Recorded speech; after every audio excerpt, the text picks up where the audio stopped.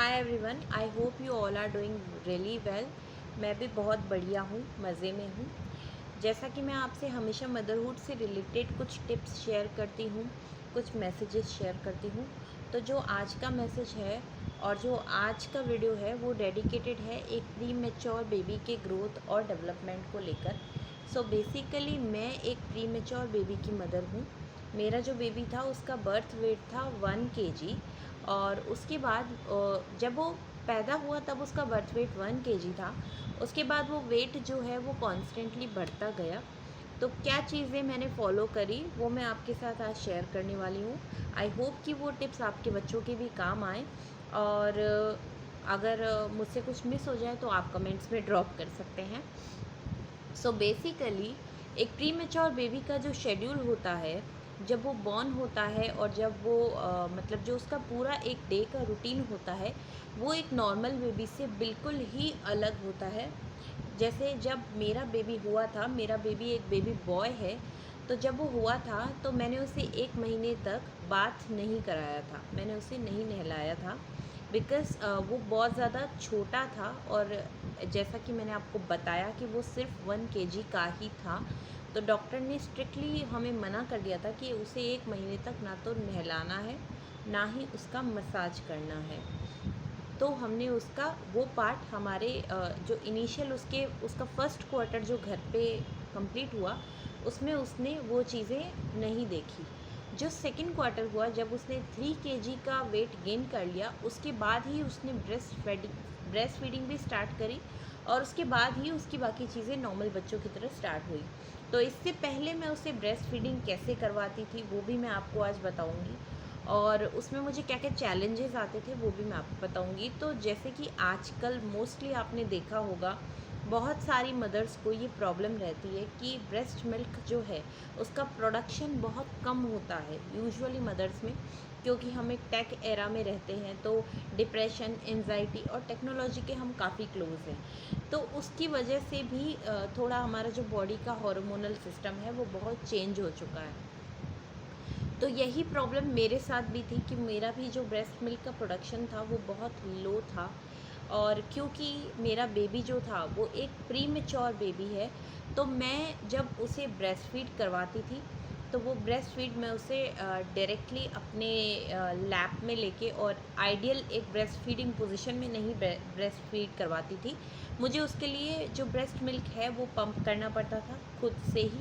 उसके बाद मैं उसे चम्मच से वो जो मिल्क है वो देती थी। बिकॉज़ वो इतना छोटा था कि 1 kg का ही था वो, तो उस टाइम पे वो खुद से ब्रेस्ट फीड नहीं कर सकता था। तो सबसे पहले तो अगर आपके साथ ऐसा हुआ है, आपका बेबी एक प्रीमेच्योर बेबी है और आपका जो ब्रेस्ट मिल्क का प्रोडक्शन है वो कम है, और आपके बच्चे का जो रूटीन है इनिशियली वो बाकी बच्चों से बहुत अलग है, तो आपको बिल्कुल भी घबराने की ज़रूरत नहीं है, क्योंकि हर एक प्री मेच्योर बेबी का शेड्यूल एक नॉर्मल बेबी से अलग ही होता है। अगर आपको भी ब्रेस्ट मिल्क पुल निकाल के खुद से पंप करके फिर अपने बच्चे को पिलाना पड़ता है, तभी भी आपको घबराने की ज़रूरत नहीं है। और अगर आपका ब्रेस्ट मिल्क बहुत कम आता है तभी भी आपको घबराने की ज़रूरत बिल्कुल भी नहीं है, क्योंकि ये बहुत ही नॉर्मल प्रॉब्लम्स हैं जो आजकल की मदर्स फेस करती हैं। तो सबसे पहले तो आपको अपनी स्ट्रेस और एंजाइटी को रिमूव कर देना है। उसके बाद मैं आपको बताऊंगी कि ब्रेस्ट मिल्क जो है उसका प्रोडक्शन इंक्रीज़ करने के लिए मैं क्या क्या करती थी। तो मैंने सबसे पहले तो जो कि हर कोई गाइड करता भी है और आपने भी कभी ना कभी सुना होगा, कि मैंने जो दलिया होता है उसका कंजम्पशन बहुत ज़्यादा किया। इवन मैंने इनिशियली 1.5 महीने तक मैंने ओनली दलिया ही खाया ब्रेकफास्ट में, क्योंकि वो बच्चों के लिए बहुत ज़्यादा हेल्दी होता है और उससे आपका ब्रेस्ट का जो मिल्क है वो भी बढ़ता है। सेकंड चीज़ ये है कि मैंने कुछ ब्रेस्ट फीडिंग को इंक्रीज़ करने के लिए पिल्स भी ली थी। तो अगर आप ऐसी कोई पिल्स ले रहे हैं तो आप ज़रूर डॉक्टर से सलाह लें, बिकॉज़ उनको आपका केस अच्छी तरह से पता है, तो they can guide you well. Third चीज़, आपको खुद को मिल्क ज़्यादा क्वांटिटी में लेना चाहिए। अगर आप खुद मिल्क ज़्यादा लेंगे तो ऑटोमेटिकली आपका मिल्क ज़्यादा बनेगा।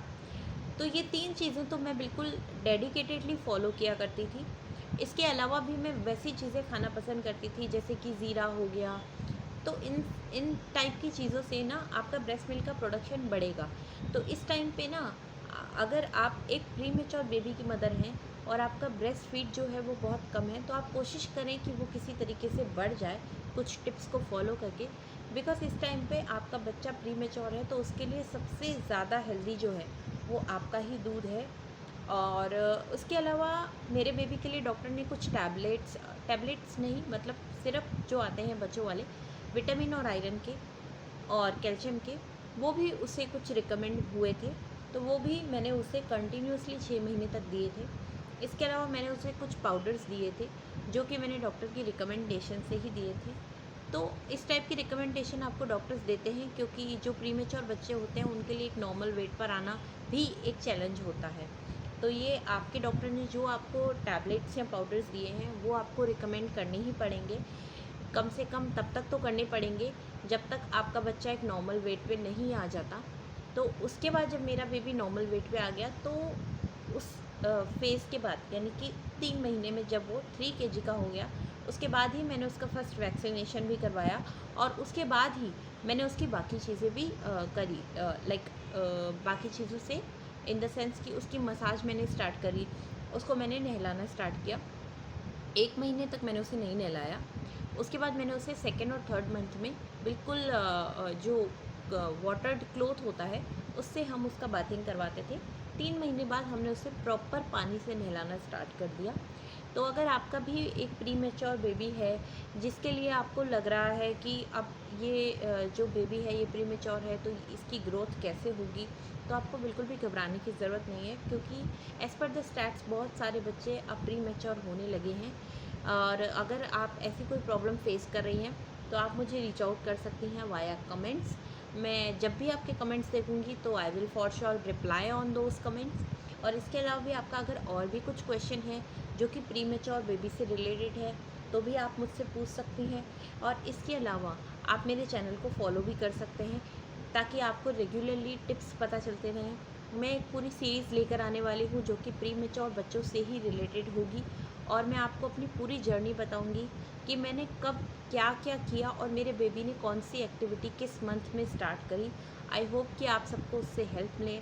अगर आपको हेल्प मिली, अगर आपको वैल्यू मिली, तो प्लीज़ मेरे कंटेंट को शेयर करें और मुझे सब्सक्राइब करें। तब तक के लिए मेरी नेक्स्ट वीडियो का वेट करें। Thank you.